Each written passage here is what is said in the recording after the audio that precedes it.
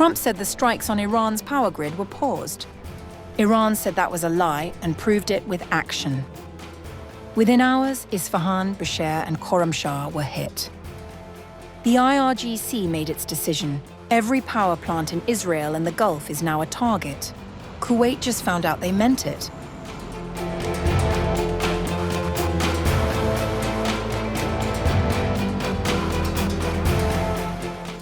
On March 23rd, Donald Trump told the world that US strikes on Iranian power plants and energy infrastructure would stop for 5 days. By the following morning, energy facilities in Iran had been hit again. According to Iran's Fars news agency, US and Israeli strikes on March 23rd targeted a gas management building and a pressure reduction station in Isfahan, damaging parts of the facilities and nearby homes. In Khorramshahr, a projectile struck outside a gas pipeline station serving a local power plant. A US-Israeli aggression targeted energy facilities in Isfahan and Khorramshahr, affecting gas supply lines belonging to the power plant in Khorramshahr, which led to a complete power outage in the city. The leadership of the Revolutionary Guard has decided to respond to all power plants in Israel and the Arabian Gulf. And respond they did. Iran targeted Kuwait, one of America's top allies in the region. It is still unclear whether the target was supposed to be energy infrastructure, but power went out across several areas of the country, with the Ministry of Electricity confirming that falling debris from Iranian drone interceptions had knocked 7 transmission lines out of service. Repair crews were deployed. The Ministry of Electricity, Water and Renewable Energy in Kuwait said, "Power transmission lines are out of service in several areas of the country.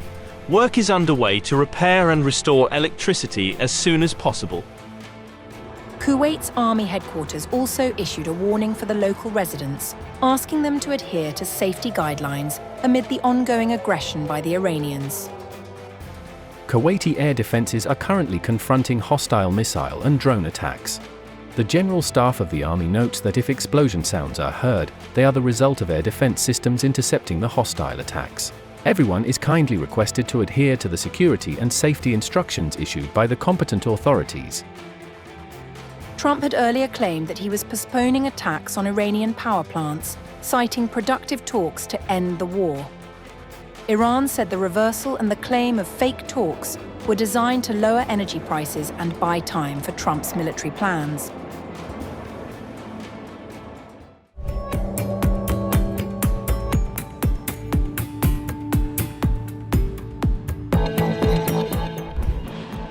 Tensions in the Middle East are escalating sharply, as Iran's Islamic Revolutionary Guard Corps issued one of its most direct warnings yet to the United States and its regional allies. In a strongly worded statement, the IRGC rejected claims from Washington that it plans to target desalination facilities across the Gulf.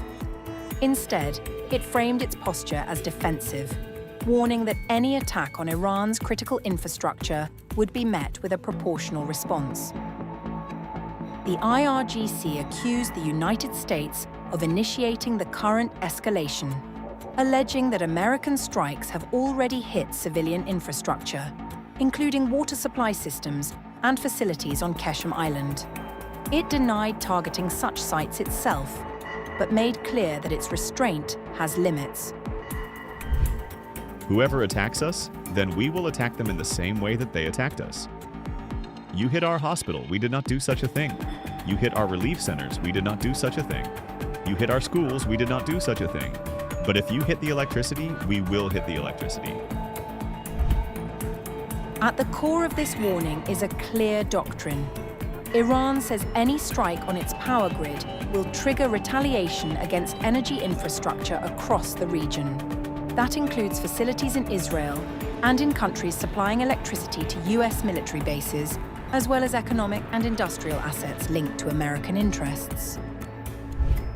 If there is an attack on power plants, Iran will retaliate by targeting the power plants of the occupying regime and the power plants of the regional countries that supply electricity to US bases, as well as the economic, industrial, and energy infrastructures in which Americans have shares. The statement comes amid reports that President Donald Trump issued a 48-hour ultimatum, warning Iran that its power plants would be obliterated if the Strait of Hormuz is not reopened. In response, Iranian officials have signaled a shift in military posture from defensive to offensive. According to emerging claims, Iran has gone further by identifying specific targets. These reportedly include major desalination and power facilities across Saudi Arabia, the UAE, Qatar, Bahrain, Kuwait, and Jordan. Many of these sites are critical to civilian life, providing water and electricity to millions. The implication is stark. Any escalation could directly impact civilian populations across the Gulf, not just military installations. Meanwhile, developments on the ground suggest the situation may already be deteriorating. Reports indicate widespread power outages in Tehran following heavy strikes on energy infrastructure. Footage from multiple locations shows cities plunged into darkness, with fires and damage reported in areas such as Karaj. In Khorramshahr, west of the capital, verified video shows residents searching through rubble after an airstrike destroyed at least one residential building. Local reports suggest casualties, including the death of a child, though full details remain unclear. The United States Central Command has also released imagery of a strike on the Qom turbine engine production plant, a facility it says was used to produce components for Iranian drones and aircraft. The before and after images show extensive damage following the attack. As both sides harden their positions, the risk of a wider regional conflict is growing. Iran's message is unambiguous. It will match escalation with escalation. We are determined to respond to any threat at the same level that deterrence is established, and we will do so. America does not know our capabilities, and will see them on the field. With the Strait of Hormuz at the center of the crisis and a deadline looming, the next moves from Washington and Tehran could determine whether this confrontation remains contained or spirals into a broader war.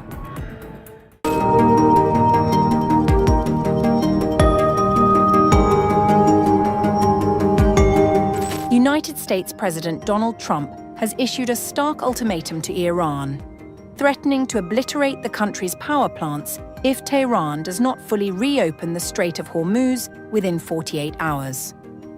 The warning marks a dramatic shift, coming just a day after he suggested the possibility of winding down the conflict. If Iran doesn't fully open, without threat, the Strait of Hormuz within 48 hours from this exact point in time, the United States of America will hit and obliterate their various power plants, starting with the biggest one first. Thank you for your attention to this matter. The Strait of Hormuz remains a critical flashpoint. The narrow waterway handles roughly 1/5 of the world's oil and liquefied natural gas supplies. Its near closure has already triggered a surge in global energy prices, with European gas prices rising sharply amid fears of prolonged disruption. Iran has responded with warnings of its own. The Qatam al-Anbiya military command has stated that any attack on Iran's energy infrastructure would be met with strikes on US energy, information technology, and desalination facilities across the region. The exchange of threats underscores the growing risk of a wider regional confrontation. Tensions have already spilled into direct attacks. Iran recently struck Qatar's Ras Laffan industrial city following an earlier Israeli attack on a major Iranian gas field. The facility processes a significant share of global liquefied natural gas, and the damage is expected to take years to repair. Meanwhile, the conflict has expanded geographically. Iranian forces have launched long-range missiles for the first time since the war began on February 28th. 2 ballistic missiles were fired towards the joint US-UK military base at Diego Garcia in the Indian Ocean, highlighting a potential reach far beyond the Middle East. Israeli military chief Eyal Zamir said in a statement on March 21st, These missiles are not intended to strike Israel. Their range reaches European capitals, Berlin, Paris and Rome are all within direct threat range. At the same time, violence continues on the ground. Iranian missile strikes have hit southern Israel, including the cities of Dimona and Arad, injuring dozens of civilians, including children. Israeli officials confirmed that air defense systems were active but failed to intercept the incoming missiles. The conflict, now in its fourth week, has already resulted in more than 2,000 deaths, with casualties reported across Iran, Lebanon, and Israel. Amid the escalation, mixed signals from Washington have added to uncertainty among allies. While Trump has spoken of ending the war, his latest ultimatum introduces a clear deadline for further military action. At the same time, additional US forces continue to move into the region. The economic consequences are also mounting. Rising energy prices and supply disruptions are fueling global concerns, while public opinion in the United States shows growing unease about the possibility of a prolonged or expanding war. As both sides exchange threats and intensify military operations, the situation remains highly volatile. What began as a campaign targeting military capabilities is now edging closer to a broader confrontation, one that could reshape not only the region, but the global balance of energy and security.